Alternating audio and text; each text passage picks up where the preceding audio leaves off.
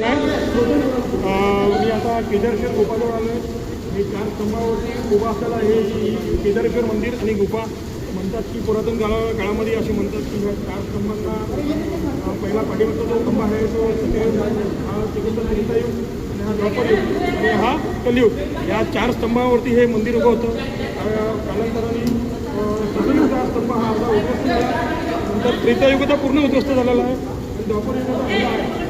हा कलियुगाचा जो स्तंभ उभा आहे की भविष्यामध्ये म्हणतात की हा स्तंभ जर पडला तर हे कलियुगाचा नाश होऊ शकतो आणि बाबा हा कल्की अवतार होऊ शकतो असं म्हणलं जातं.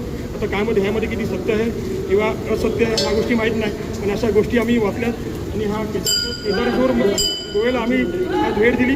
खूप छान वाटतं आणि हरिश्चंद्र गडावरचा हा महत्त्वाचा भाग आहे. शंकराची ही मूर्ती आम्ही दर्शन घेतलं, आमचे मित्र दर्शन घेतले, पण मी आतमध्ये गेलो नाही कारण की आतमध्ये जायला हे माझ्यासाठी पवित्र स्थान आहे. म्हणून माझी इच्छा आहे कुठल्याही पर्यटकांनी आले की आतमध्ये जाऊ नका. सर्वांना जय शिवराय.